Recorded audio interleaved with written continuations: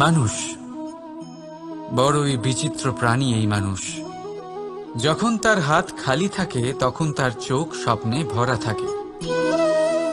যখন হারাবার কিছুই থাকে না তখন অর্জন করার চেষ্টা করে যায় সে নির্ভয় হয়ে এগিয়ে চলে প্রত্যেক সংকট, প্রত্যেক বিপদের সম্মুখীন হয়ে।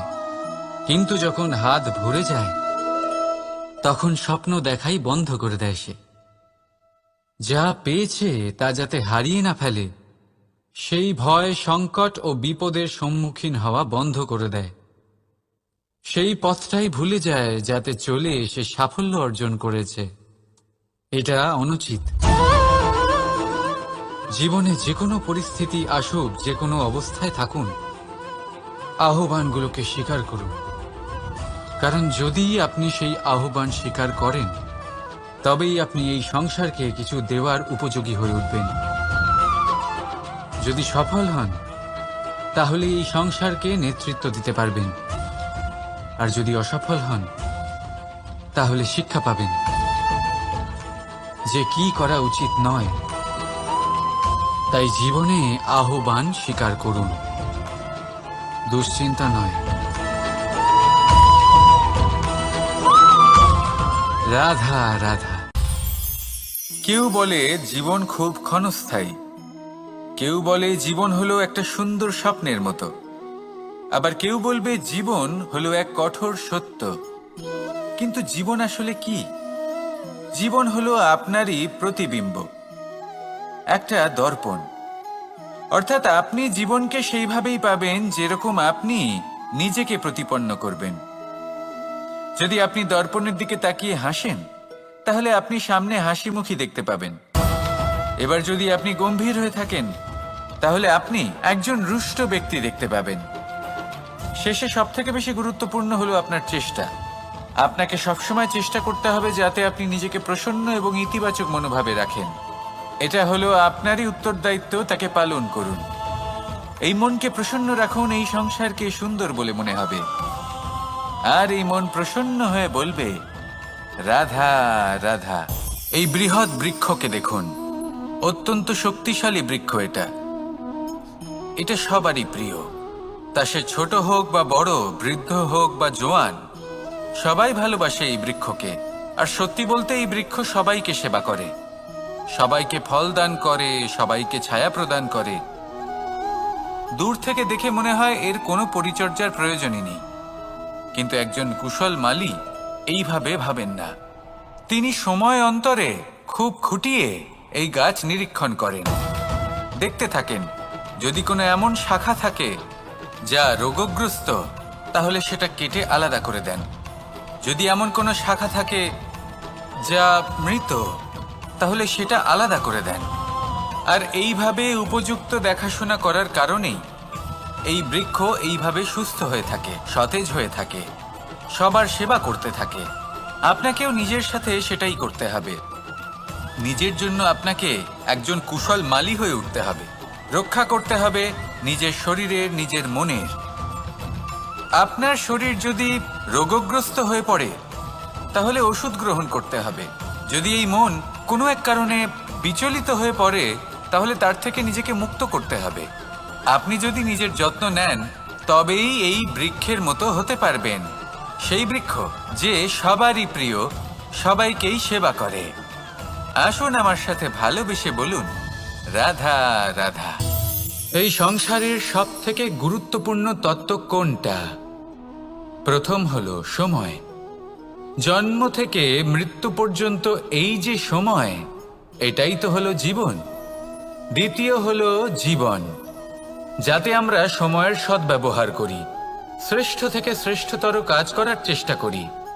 বহু বছরের এই পরম্পরা, এই সংস্কৃতিকে এগিয়ে নিয়ে যাওয়ার চেষ্টা করি। এই সংসারে আমরা অংশগ্রহণ করতে চেষ্টা করি। তৃতীয় হলো ধন, সেই ধন যা প্রত্যেক ব্যক্তি অর্জন করতে চেষ্টা করেন। এবার এই তিনটি তত্ত্বের মধ্যে একটা সামঞ্জস্য আছে, সমান ব্যাপার আছে। সে ধনই হোক বা সময় হোক বা হোক জীবন। আর সেই সমান ব্যাপার হলো যে যদি আপনি এটা গণনা করতে থাকেন তাহলে তা কমতে থাকে। যদি আপনি এটা ব্যবহার করেন তাহলে তা বাড়তে থাকে। একে সংগঠিত করে রাখতে চেষ্টা করলে এ হাত থেকে ফসকে যায়। কিন্তু যদি আপনি একে সামলে রাখতে শিখে যান তাহলে এমন কাজ করবেন যাতে সংসারের সাথে সাথে পরবর্তী প্রজন্ম লাভবান হবে। যদি কিছু শিখতে চান তাহলে সামলাতে শিখুন, গণনা করা বা সংগঠিত করা নয়। আসুন আর আমার সাথে ভালোবেসে বলুন, রাধা রাধা। আমাদের শরীর প্রকৃতির সর্বশ্রেষ্ঠ রচনা। যে অঙ্গ প্রত্যঙ্গ আমরা লাভ করেছি প্রত্যেকটির মধ্যে একটি নিজস্ব বার্তা রয়েছে। একটু ভেবে দেখুন, দুটি চোখ দিয়েছে দেখার জন্য, দুটি কান দিয়েছে শোনার জন্য, নাসিকাও আছে দুটি, দুটি হাত দিয়েছে দ্বিগুণ পরিশ্রম করার জন্য। কিন্তু জীব শুধুমাত্র একটি। তার উপরেও তীক্ষ্ণ বলিষ্ঠ দাঁত দিয়েছে তার রক্ষার জন্য। কখনো ভেবে দেখেছেন কেন?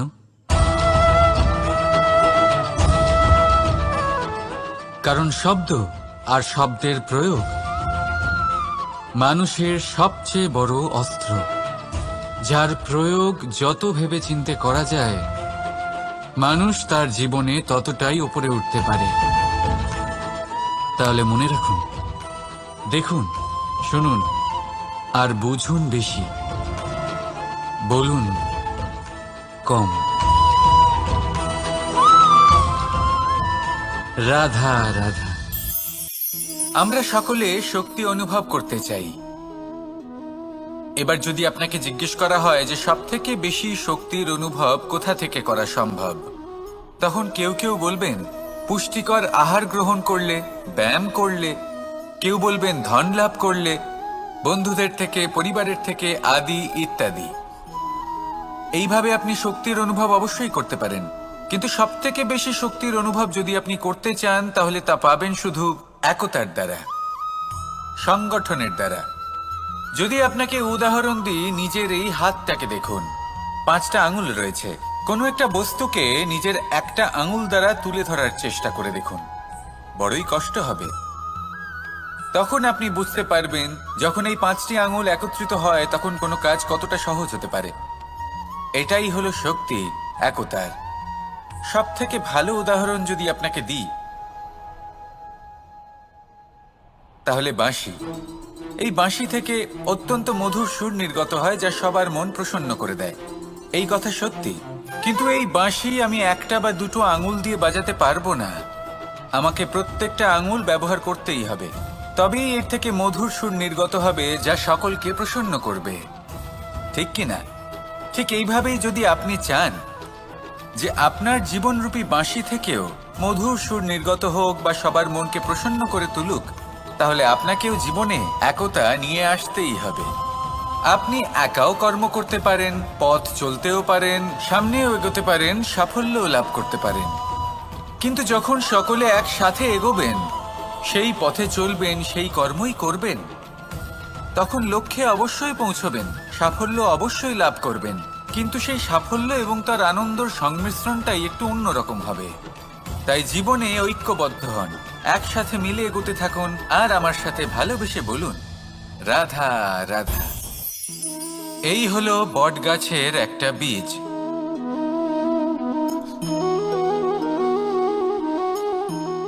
চলুন এটা রোপণ করা যাক, একটু জল দেওয়া যাক। এবার এখানে একটা বিশাল বটবৃক্ষ উৎপন্ন হবে। কিন্তু কিভাবে? এতে কে সাহায্য করবে? এটা সম্ভব কে করে দেখাবে? প্রকৃতি। আগে হ্যাঁ, এই সংসারে যা কিছু উৎপন্ন হয়, যা কিছু নষ্ট হয়, তার জন্য প্রকৃতি দায়ী হন। এই প্রকৃতির কারণেই তো রৌদ্র আসে, প্রকৃতির কারণেই বৃষ্টি হয়, জল পাওয়া যায়। তার কারণেই এই বটের বীজ তা এক বিশাল বটবৃক্ষে পরিণত হবে। কিন্তু একজন মানুষকে দেখুন, মানুষ বলবে এই বৃক্ষে আমার অধিকার রয়েছে। কেন? কারণ আমি এই বীজ বপন করেছি। এবার সমস্ত কাজ প্রকৃতি করবে আর সমস্ত শ্রেয় মানুষ নিয়ে যাবে। এটা কি উচিত? কখনোই নয়। এবার এর উত্তর প্রকৃতিতেই লুকোনো আছে। কখনো কোনো পাখিও এই বীজ রোপণ করে, সেখানে বৃক্ষ উৎপন্ন হয়, তাতে ফল আসে, সেই পাখি সেই ফল খায়, কিন্তু সেখানকার বাকি পাখি এবং প্রাণীদের সেই ফল খেতে বারণ করে না। সেই বৃক্ষের ওপর নিজের অধিকার প্রমাণ করতে চেষ্টা করে না, সবার মধ্যে ভাগ করে দেয়। আর এটাই আমাদেরও করা উচিত। যা প্রকৃতি থেকে আসছে তা আবার প্রকৃতিতেই ফিরে যেতে দিন। এটা অত্যন্ত প্রয়োজনীয়। পাখিদের মতো হতে চেষ্টা করুন, তবেই আপনার এই মন আকাশে উড়তে থাকবে আর সুপ্রসন্ন হয়ে বলবে, রাধা রাধা। দু রকমের প্রাকৃতিক বেগ থাকে। প্রথম হলো বর্ষা। যখন এর বর্ষণ হয় তখন মাটিকে শীতল করে নতুন ফসল ফলায়। আর দ্বিতীয় হয় পবন, যা আমাদের সর্বদা শ্বাসবায়ু প্রদান করে। অশান্ত এই মনকে শান্তি প্রদান করে, এই ক্লান্ত শরীরে স্ফূর্তি প্রদান করে। আমাদের জীবনে যত আবেগ আছে তা হয় বর্ষার মতো হওয়া উচিত, নয় হওয়া উচিত পবনের মতো। ক্রোধ, মতভেদ, বিবাদ, এগুলো হওয়া উচিত বর্ষার মতো। অর্থাৎ কিছু সময় পরে যেন এরা নিজে থেকেই ছিন্ন ভিন্ন হয়ে চলে যায়। আর যদি পবনের মতো কোনো আবেগ থাকা উচিত তা হল প্রেম, যা সর্বদা শ্বাসবায়ু প্রদান করে, সবসময় সাথে থাকে। একে আমরা অনুভব করতে পারি না, কিন্তু এ আমাদের অনুভব করার জন্য প্রাণবায়ু প্রদান করে। আর যখন চক্রবাতের মতো সে ভয়ঙ্কর হয়ে ওঠে, তখন সমগ্র সংসার বদলে দেয়। এর সারমর্ম একটাই, শক্তি। মতভেদ, ক্রোধ, বিবাদের মধ্যে নেই। শক্তি যদি থাকে তা আছে প্রেমের মধ্যে। তাই এই প্রেমকে মনের মধ্যে রাখুন আর আমার সাথে বলুন, রাধা রাধা। ঘৃণা, প্রেম, রেগে যাওয়া, মান ভাঙানো, ভুলে যাওয়া, এই সকল অনুভূতি মানুষের জীবনে অত্যন্ত গুরুত্বপূর্ণ। মানুষের এই অনুভূতিগুলো না থাকলে মানুষ একটা যন্ত্রের থেকে বেশি আর কিচ্ছু না। কিন্তু এই অনুভূতি আপনি ভুল দিকে চালিত করলে এরাও আপনাকে আর মানুষের মতো বাঁচতে দেবে না। যদি ঘৃণার কথা বলেন, যদি আপনি কোনো ব্যক্তিকে ঘৃণা করেন, সেটা কেন? ব্যক্তিকে ঘৃণা করবেন কেন? ঘৃণা করুন তার স্বভাবগুলিকে, সেই স্বভাবগুলিকে যা সেই ব্যক্তিকে অপ্রিয় করে তুলছে। কারণ স্বভাব পাল্টানো যায়। সেইভাবেই রাগ করুন, কিন্তু তাদের কথায়, তাদের ওপরে নয়। কারণ কথা বদলে দেওয়া সম্ভব। ভুলতে হলে ভুলুন তাদের ত্রুটি, তাদের নয়। কারণ ভুল অবশ্যই শুধরে নেওয়া যায়। প্রেম করুন তবে তাদের আত্মার সাথে, তাদের অনুভূতির সাথে, শরীরের সাথে নয়।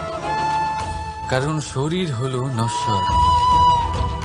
বলুন কিন্তু খারাপ ভাবে নয়, ভালোবেসে।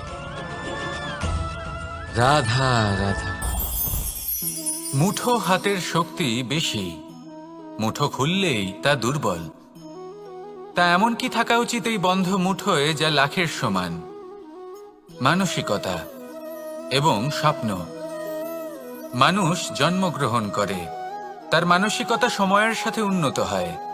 মানসিকতা অনুযায়ী সে স্বপ্ন দেখে, আর সেই স্বপ্ন সার্থক করতে সে পরিশ্রম করতে থাকে। কিন্তু খুব গুরুত্বপূর্ণ একটা কথা আছে যা আপনার মনে রাখা উচিত। আপনার এই মানসিকতা, আপনার এই স্বপ্ন, তা যেন আপনার নিয়ন্ত্রণে থাকে।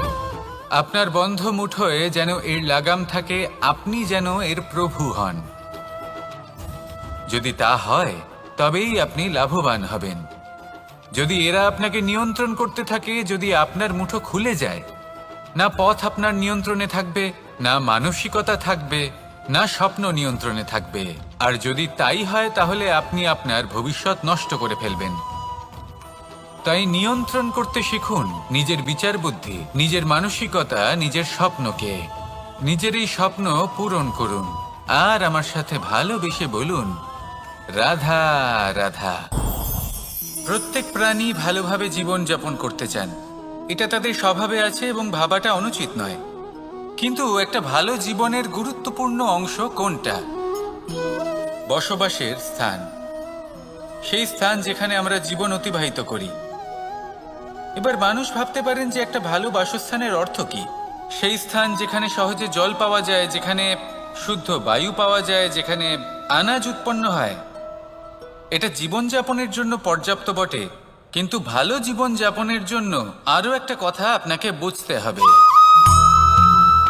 সাধু, জ্ঞানী, পণ্ডিত ব্যক্তি, এই সকল মহাপুরুষ, এনাদের যে বাসস্থান তা অত্যন্ত বিশেষ হয়। এখানে এক ধরনের বিশেষ ইতিবাচক শক্তি থাকে, এমন একটা স্থান যেখানে দেবতারাও বিচরণ করেন। জীবন আমরা সবাই যাপন করি, কিন্তু জীবনের উদ্দেশ্য শুধুমাত্র জীবন যাপন করা নয়। জীবনের উদ্দেশ্য হল মুক্তি লাভ করা।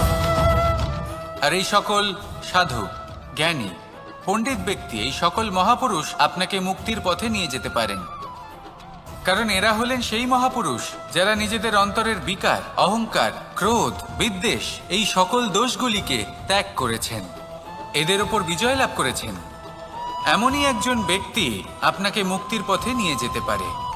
প্রয়োজন হলো শুধুই এনাদের চিনতে পারা, এদের কথা বুঝতে পারা এবং এদের দেখানো পথে চলা।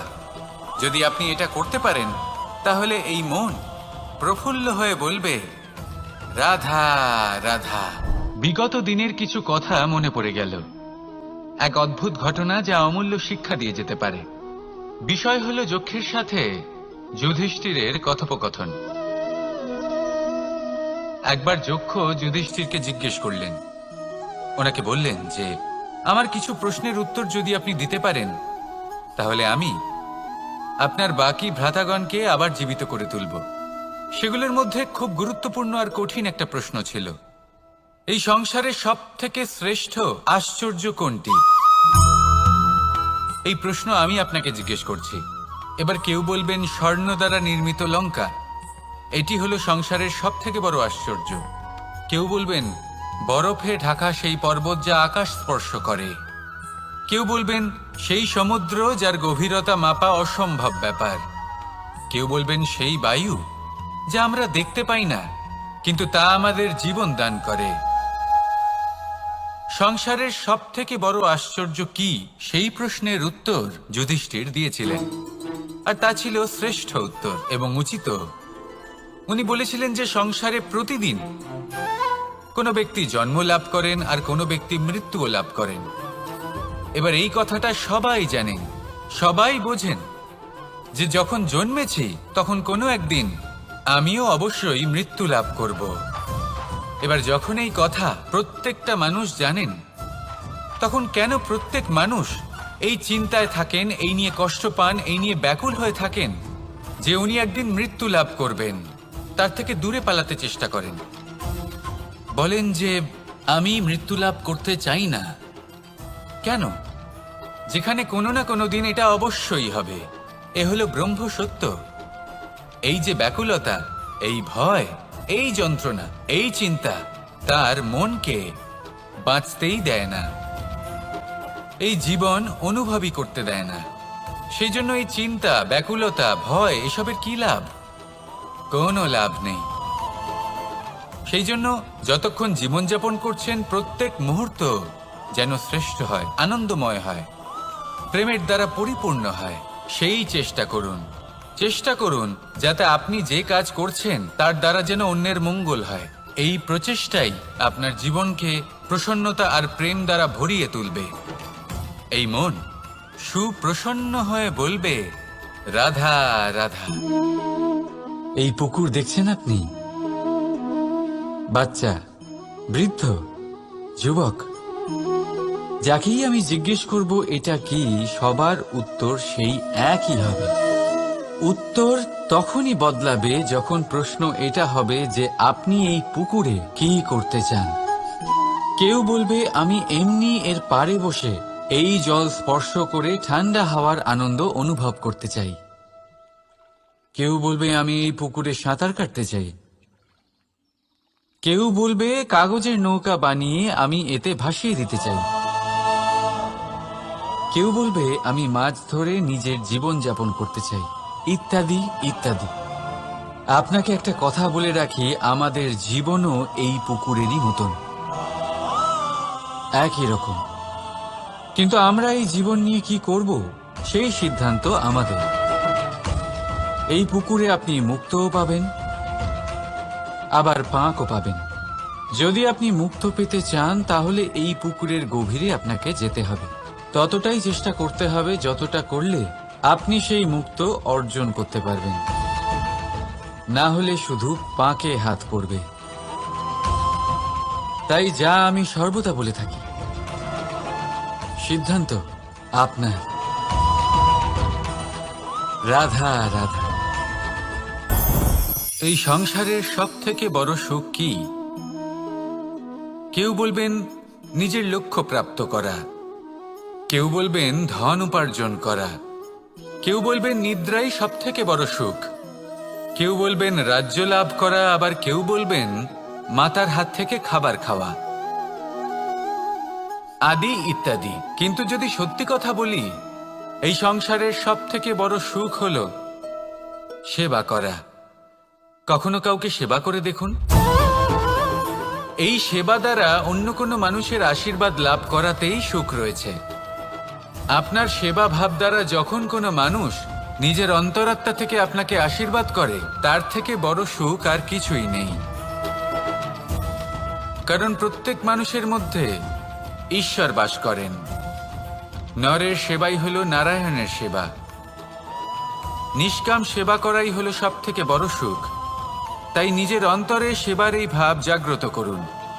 যে সুখের কথা আমি বলছি, সেই সুখ অনুভব করেই দেখুন। এই মন সুপ্রসন্ন হয়ে বলবে রাধা রাধা। বাহ, পুষ্পের সুবাস আমার খুব ভালো লাগে। অত্যন্ত সুন্দর হয় এই পুষ্প। এইভাবে চারিদিকে পুষ্প দেখে মন আনন্দিত হয়ে ওঠে। এবার আপনারা ভেবে দেখুন, আমার চারিদিকে পুষ্প নয়, আগুন আছে। তাহলে কি হবে? আমার শরীর কি জ্বলে যাবে না? অবশ্যই জ্বলবে। শরীরকে কি আগুনের তাপ সহ্য করতে হবে না? অবশ্যই সহ্য করতে হবে। এটাই হলো প্রকৃতির নিয়ম।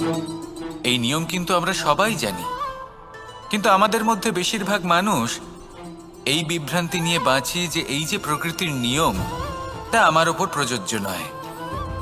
তা কিন্তু নয়। আমাদের চতুর্দিকে এই যে নিসর্গ রয়েছে, আমরা তার কতটা ক্ষতি করি সেটা একবার ভেবে দেখুন। আমরা বনাঞ্চল জ্বালিয়ে দিই, বায়ু দূষিত করি, জল দূষিত করি, প্রাণীদের হত্যা আমরা করি। কেন? এই নিসর্গ আমরা নষ্ট করি, যদিও আমরা জানি যে আমরাও হলাম এই নিসর্গেরই অংশ।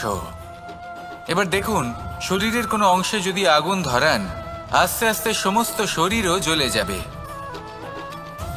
সেইভাবেই নিসর্গ যদি নষ্ট হয়ে যায়, তাহলে মনুষ্য জাতিও নষ্ট হয়ে যাবে। তাই এই যে নিসর্গ আপনি দেখছেন, এই পুষ্প, এই বৃক্ষ, বায়ু, জল, এদের সকলকে রক্ষা করুন, নষ্ট নয়। মনে রাখবেন, যদি নিসর্গ থাকে মানুষ থাকবে, যদি নিসর্গ থাকে তাহলেই জীবন থাকবে। আসুন আমার সাথে ভালোবেসে বলুন রাধা রাধা। এই সংসারে সবাই বলেন আমি অর্জুনের মতো হয়ে উঠতে চাই। সবাই চায় যে তারাও যেন অর্জুনের মতো গান্ডীব লাভ করে। তারাও চায় যে তাদেরকেও মহাদেব এসে পশুপতি অস্ত্র দান করবেন। তারাও এটাই চায় মহাভারতের মতো মহাসংগ্রামে বিজয়ী হতে। কিন্তু সবাই ভুলে যান যে অর্জুন যা হতে পেরেছিলেন সবকিছুই অর্জন করেছিলেন। যদি আপনিও অর্জুনের মতো গান্ডীব লাভ করতে চান, তবে আপনাকেও তার মতোই শ্রেষ্ঠ কাঠ নির্বাচন করতে হবে। সেই কর্ম আপনাকেই করতে হবে। তার প্রত্যঞ্চা যাতে তীব্র হয়, তার জন্য আপনাকে সর্বশ্রেষ্ঠ দড়ি খুঁজে বের করতে হবে। আপনার বাণ যাতে ঘাতক হয় সেই জন্য আপনাকে নতুন নতুন ধাতু খুঁজে বের করতে হবে। সেই শিক্ষা আপনাকে লাভ করতে হবে, তবেই আপনার ইচ্ছে পূর্ণ হবে। অর্জুন হওয়া বড়ই সরল, যদি আপনি কিভাবে অর্জন করতে হয় তা জানেন। শুধুমাত্র স্বপ্ন দেখেন যারা, তারা কখনোই অর্জন করতে পারবেন না। কিন্তু যদি কেউ অজ্ঞাতবাস ভোগ করতে পারে, যদি কেউ লাক্ষাগৃহ থেকে পালিয়ে বাঁচতে পারে, যদি কেউ কঠোর তপস্যা করতে পারে, প্রতীক্ষা করতে পারে এবং পরিশ্রম করতে পারে, তাহলে সে অর্জুন অবশ্যই হয়ে উঠবে। যদি আপনি অর্জুন হয়ে উঠতে চান তাহলে কর্ম করতে শিখুন আর আমার সাথে ভালোবেসে বলুন রাধা রাধা। জীবন থাকলে লক্ষ্য অবশ্যই থাকবে। যদি লক্ষ্য থাকে তার পথ অবশ্যই থাকবে। যদি পথ থাকে তাহলে বাধা অবশ্যই থাকবে। আর এর ওপরেই নির্ভর করে যে আমরা জীবনে সফল হব না অসফল, পুরস্কারের ভাগীদার হব নাকি তিরস্কারের। মনে করুন আপনাকে একটা কাজ করতে হবে, আপনাকে পর্বত আরোহণ করতে হবে, আর সেই পথের ঢাল আপনাকে একাধিকবার ফেলে দেবে। পাথর আপনাকে একাধিকবার আহত করবে। এই অবস্থায় কি করবেন? সাধারণ মানুষ বেছে নেয় প্রতিশোধ। সেই পর্বতকে নষ্ট করে দেওয়ার চিন্তা ভাবনা করে, তার ভিতকে নড়িয়ে দেওয়ার কথা ভাবে সেই মানুষ। কিন্তু পর্বতকে তো কেউ নষ্ট করতে পারে না। তাই অসফল হওয়ার সাথে সাথে কুখ্যাতিরও ভাগীদার হয়ে যায় সে। দ্বিতীয় পথ হল পরিবর্তন। যদি আপনি সেই পর্বত ভাঙার পরিবর্তে তাতে সোপান তৈরি করেন, তাহলে আপনিও সেই পর্বতে উঠতে পারবেন, অন্য কেউও তাতে উঠতে পারবে, আগামী প্রজন্মও তাতে উঠতে পারবে, আর সেই আগামী প্রজন্ম সর্বদা আপনার সুনাম করবে। তাই জীবনে প্রতিশোধ নয়, পরিবর্তন বাছুন। বদলা নয়, বদল বেছে নিন। আপনার বাধা আপনার বন্ধু হয়ে যাবে। রাধা রাধা। সমস্ত মানুষের জীবন কিছুটা সমান হয়। মানুষ জন্মগ্রহণ করে, তারপর চলতে শেখে, জীবনে এগিয়ে চলে, বার্ধক্য লাভ করে, তারপর সমাপ্ত হয়ে যায়। কিন্তু সেই ব্যক্তিরা কারা যারা প্রকৃত অর্থে মনুষ্য জীবন যাপন করেন?